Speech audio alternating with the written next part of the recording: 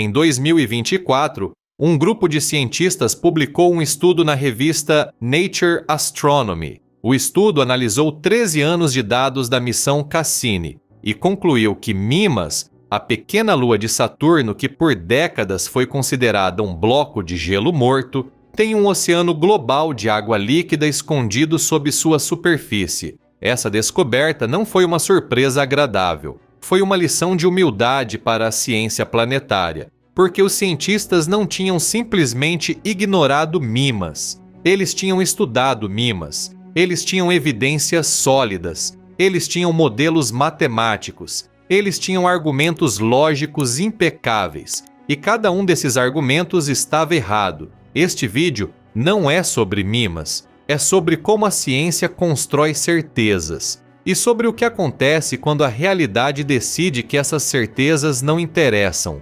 Para entender como a ciência errou, você precisa entender por que fazia sentido estar certo. O cráter Herschel, com 130 quilômetros de largura, ele cobre quase um terço do diâmetro de Mimas. Se um cráter de escala proporcional existisse na Terra, teria mais de 4.000 quilômetros de largura, maior do que o continente australiano inteiro, com paredes que se elevariam mais de 150 quilômetros no céu. Para comparar, o Monte Everest tem menos de 9 quilômetros de altura. O impacto que criou esse cráter foi um evento catastrófico que trouxe Mimas à beira da destruição. Simulações sugerem que se o objeto impactor tivesse sido um pouco maior ou se movendo um pouco mais rápido, Mimas teria se despedaçado completamente, reduzida a mais um anel de detritos orbitando Saturno. Mas eis o ponto crucial, o ponto que a ciência acertou, que era completamente razoável e que acabou levando à conclusão errada. As paredes do cráter Herschel ainda estão lá, erguendo-se 5 quilômetros, com um pico central chegando a 6 quilômetros, depois de bilhões de anos. E aqui está a lógica que fazia todo o sentido do mundo. Se o interior de Mimas fosse quente, mole ou líquido, ele teria se relaxado ao longo do tempo. A gravidade teria achatado as paredes. Os detalhes teriam se apagado. O cráter teria desaparecido gradualmente, como acontece em luas com interiores plásticos. O fato de que o Herschel ainda estava lá, com paredes nítidas e um pico central intacto, era a prova. Era física básica. Se o interior fosse líquido, o cráter não existiria. O cráter existe. Logo, o interior é sólido. QED, a ciência estava certa. Em 2010, a missão Cassini fez algo que poderia ter mudado o consenso. O espectrômetro infravermelho composto da sonda mapeou a temperatura da superfície de Mimas. Os cientistas esperavam ver um gradiente suave, mais quente no Equador, mais frio nos polos. Em vez disso, encontraram Pac-Man. O mapa térmico revelou uma fronteira V, acentuada no hemisfério frontal da Lua. Dentro da boca, as temperaturas caíam para menos 196 graus Celsius. Nas regiões ao redor, uma temperatura relativamente quente de menos 181 graus Celsius. Um padrão que parecia exatamente com o ícone dos videogames dos anos 80 comendo um ponto, sendo o ponto, neste caso, o cráter Herschel. Isso era claramente estranho, e aqui a ciência fez algo importante, investigou e encontrou uma explicação. Mimas orbita dentro dos cinturões de radiação de Saturno. A Lua é constantemente bombardeada por elétrons de alta energia presos no campo magnético de Saturno. Esses elétrons atingem a face frontal de Mimas, soldando o regolito de neve fofa em cristais de gelo compactos, um processo chamado sinterização. Esse gelo compacto tem alta inércia térmica, absorve calor durante o dia e o conduz para o subsolo, deixando a superfície fria. À noite, esse calor armazenado irradia de volta. A boca do Pac-Man no lado traseiro está protegida desse bombardeio, então a superfície permanece fofa e pulverulenta, aquecendo rapidamente, mas sem reter calor. A explicação era elegante, funcionava perfeitamente e, crucialmente, não requeria nenhum calor interno. O Pac-Man era um efeito de superfície, não um sinal de atividade interna. A ciência tinha a anomalia e tinha a explicação. Mimas continuava sendo uma bola de gelo morta. A segunda certeza estava confirmada. Havia ainda uma terceira certeza, uma baseada não em observação direta, mas em matemática pura, e essa era talvez a mais difícil de questionar. Encélado é o vizinho de Mimas, aproximadamente do mesmo tamanho, composto de materiais similares, orbitando apenas do lado de fora de Mimas. Mas Encélado é espetacular, com fraturas em listras de tigre no Polo Sul que disparam geysers de vapor d'água para o espaço, criando o anel E de Saturno. Encélado tem um oceano global subsuperficial, que é quente e potencialmente habitável. O problema é que, segundo os modelos padrão de aquecimento de maré, deveria ser Mimas a ativa, não Encélado. Mimas está mais perto de Saturno do que Encélado, e sua órbita é muito mais excêntrica, mais elíptica, mais variável. Ambos esses fatores significam que o aquecimento de maré deveria ser muito mais forte em Mimas. A matemática diz que Mimas deveria estar experimentando significativamente mais aquecimento de maré do que Encélado. Então, por que Encélado estava derretendo enquanto Mimas parecia um bloco de gelo congelado? Os cientistas chamavam isso de o paradoxo de Mimas. A resposta que a ciência aceitou era razoável. A teoria predominante era que Mimas estava simplesmente fria demais. Se uma lua congela completamente, seu gelo se torna rígido e não pode flexionar. Isso significa que não gera atrito, em vez disso entrando num estado de alto fator Q, baixa dissipação. Imagine bater num sino. A energia não é absorvida, o sino toca. Encélado, por qualquer razão, permaneceu quente e viscoso, permitindo que as marés continuassem adicionando energia ao seu interior. Mimas, por outro lado, tinha perdido sua janela,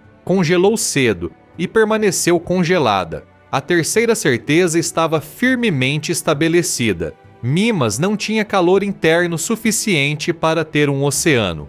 Em 2014, pesquisadores mediram algo chamado libração de Mimas. A libração é o leve bamboleio que uma lua experimenta enquanto gira, causado pelas forças de maré do planeta que ela orbita. Era uma medição de rotina.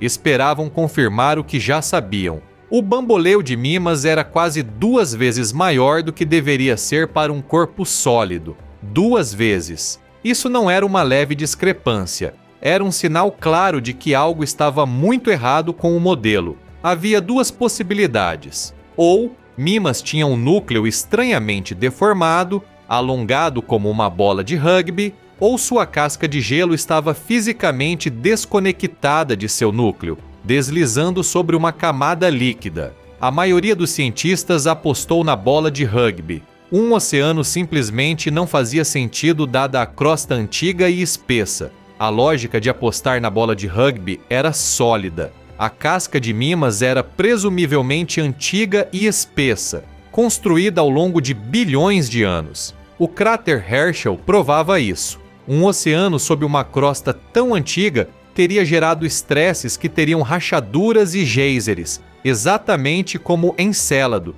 mas não havia rachaduras, não havia geysers, logo não havia oceano. A bola de rugby era a resposta mais simples, e a ciência gosta de respostas simples. A resposta mais simples estava errada. Em fevereiro de 2024, uma equipe liderada por Valérie Lainey publicou um estudo na Nature Astronomy. Eles haviam analisado a deriva da órbita de Mimas usando dados de toda a missão de 13 anos da Cassini, assim como Mimas empurra os anéis e Saturno empurram de volta, fazendo a órbita de Mimas precess. Essencialmente, a elipse de sua órbita gira lentamente ao redor de Saturno. A taxa dessa precessão depende fortemente da distribuição de massa dentro da Lua. Quando os pesquisadores plugaram os dados em seus modelos, A teoria da bola de rugby desmoronou. Ela não conseguia explicar a deriva orbital observada. Havia apenas uma solução que se encaixava perfeitamente nos dados. Mimas tem um oceano global subsuperficial, não um oceano como o de Europa ou Encélado, um oceano furtivo, escondido sob uma casca de gelo de 20 a 30 quilômetros de espessura, sem rachaduras, sem geysers, sem nenhum sinal visível na superfície. E aqui está a chave que explica por que a ciência não estava apenas errada. Estava errada de uma forma que fazia sentido. O Oceano de Mimas é incrivelmente jovem. Os modelos sugerem que se formou entre apenas 2 e 25 milhões de anos atrás. Esse oceano é tão novo que o calor ainda não teve tempo de irradiar através da crosta espessa e antiga. A Lua está derretendo de dentro para fora, e características que se formaram muito antes do oceano existir, como o cráter Herschel, ainda não foram afetadas. O Herschel estava lá antes do oceano. O Herschel ficará por mais alguns milhões de anos. E então, quando o calor eventualmente alcançar a superfície,